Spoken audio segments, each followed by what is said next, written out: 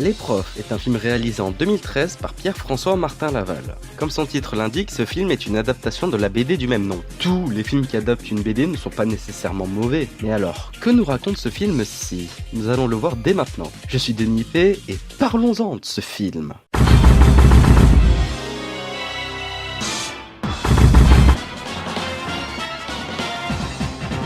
Le film débute sur le journal télé de Claire Chazal qui nous dit que 86% des candidats ont obtenu leur diplôme cette année. On voit les nouveaux bacheliers contents pendant 2-3 minutes, mais on apprend que le lycée Jules Ferry a fait un score exécrable. C'est littéralement le pire lycée de France qui a récolté 12% de réussite au bac. Ils ont pourtant fait appel aux meilleurs profs. Mouais, pour avoir 12% de réussite, faut le faire exprès quand même. Et on apprend ici la problématique du scénario. Faire passer le lycée de 12 à 50% de réussite en un an. Et s'il n'y arrive pas, le lycée sera purement et simplement fermé. Et c'est là qu'on arrive au twist. Si les meilleurs profs ont échoué, Faut essayer des pires. Ah ouais, fallait oser. Après ça, on a la présentation de la Dream Team pendant 2-3 minutes. Ils font une arrivée badass au lycée, se présentent à leurs collègues, on zappe. Première scène de cours avec Gladys, la prof d'anglais, qui se présente avec un jeu de mots un peu nul. So, my name is Gladys, and I'm glad to meet you. Et c'est lorsqu'elle demande à ses élèves de se présenter qu'on voit son tempérament. My name is Quentin, I have 17. Et je me demande toujours comment ils ont fait pour tourner ça. Après la présentation de la première de la classe de service, on a l'entrée de Boulard qui se fait accueillir comme ça. Il s'excuse en disant n'importe quoi en anglais et se fait un poil défoncé. Prochain cours avec Cutiro, prof de... on sait pas, qui arrive en retard, prend tout son temps, se met bien, parfumé en laissant sa classe en plan. Cours de sport avec Eric, on voit Boulard dispenser pour... c'est un accident testiculaire. Ok, si tu veux. Là, on voit les cours donnés par Eric, des méthodes un peu extrêmes. Maintenant, cours de français avec... Elle crève de chaud ou quoi? Et sérieusement, les mecs, vous arrivez pas à vous asseoir correctement? Cours de philo avec Maurice, et oui, ils sont assis sur les tables et écrivent sur les chaises. La table devient la chaise et inversement, tout est relatif. Mais ces cours sont incompréhensibles. Cours de chimie avec Albert où il mélange des ingrédients un peu random et... Ça pique un peu les yeux, monsieur. Monsieur, on peut sortir? Ah ouais, quand même. Les vrais profs sont des tapettes à côté de lui. Recours de sport avec Eric, il vient voir Boulard et c'est comme ça qu'ils font des pompes. Match de basket en mode no règle avec un panier spectaculaire. 2 mois après le début des cours, des parents font la queue sous la pluie pour se plaindre des profs de terminale. Après toutes ces remarques, le proviseur décide donc de conformer les profs à enseigner comme il l'entend. Ce qui donne. Gladys fait écouter un vieux discours à ses élèves. Elle interroge Boulard, veut lui lancer des craies, mais ne peut pas. Bon ben, la brosse alors. Cutiro veut se poser sur sa chaise, mais ne peut pas. Veut stopper le cours. Non, le cours n'est pas terminé. Il est 16h48. Et voilà.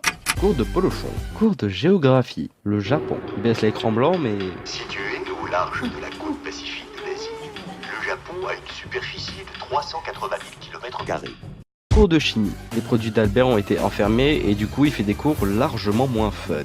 Eau plate plus eau gazeuse égale eau un petit peu gazeuse. Et pour le cours de français, on s'attend à revoir la prof séduise. Le chauffage a été soudé en négatif. Et bizarrement, les élèves sont plus attentifs. On arrive au conseil de classe du premier trimestre où l'inspecteur adjoint se ramène. Les profs se plaignent auprès de lui. Bah moi je le dis fort. On nous flique, on nous bâillonne. Il fait partir les délégués et permet aux profs de faire ce qu'ils veulent. Des enseignants du lycée Jules Ferry ont carte blanche. Et ça donne. Simulation d'une bataille napoléonienne, cours en roue libre. On invente un exercice, on le fait, on le corrige, tout seul et en silence. Coupure de cheveux, réaction chimique chelou, cours de sport dangereux, un cours de philo à poil, des élèves curieux, des craies explosives. Oula, mais c'en est trop pour le proviseur au bord du toit. Mais en fait, il regarde l'affluence des élèves au lycée. 120% de taux de présence, vous avez déjà vu ça? Ah ouais, quand même hein. Je les vois même franchir le portail qui est même pas surveillé. Et après, on a un cours de Cutiro où il s'exclame pour que dalle.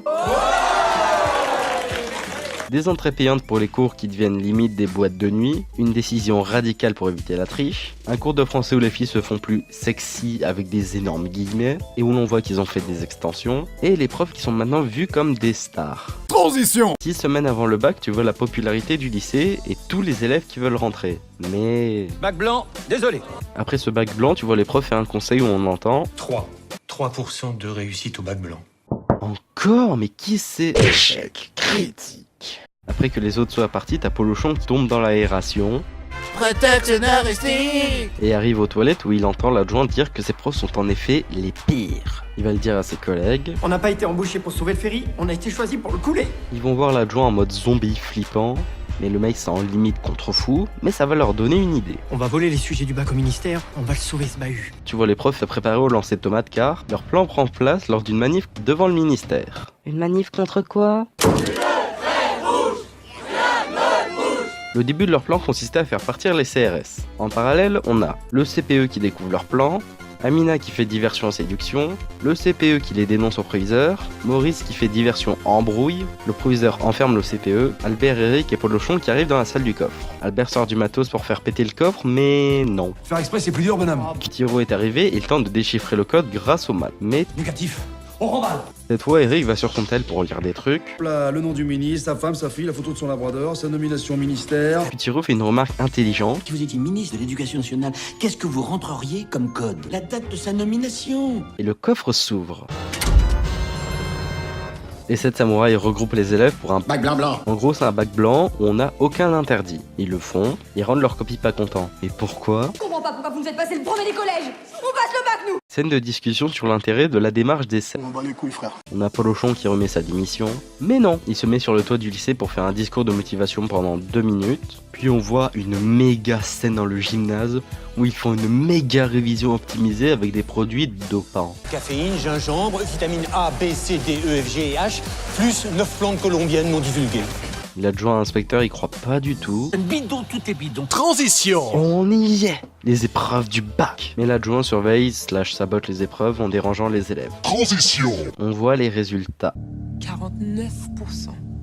Oui, je m'écarte, vas-y, fais-toi plaisir. Échec critique. Mais le proviseur reçoit une lettre qui concerne Boulard qui a été officiellement Renvoyé par le rectorat. et proportionnellement Le taux de réussite du lycée Jules Ferry est de 50%. et tout finit sur les élèves et les profs qui dansent sur une musique, comment dire, à vous de voir.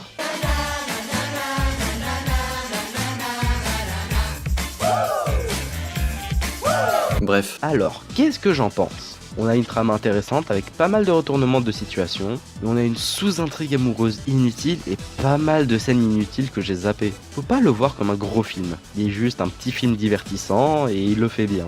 Et voilà, j'ai fini de dire tout ce que j'avais à dire. Je vous dis à la prochaine, c'était Denis IP, tchuss!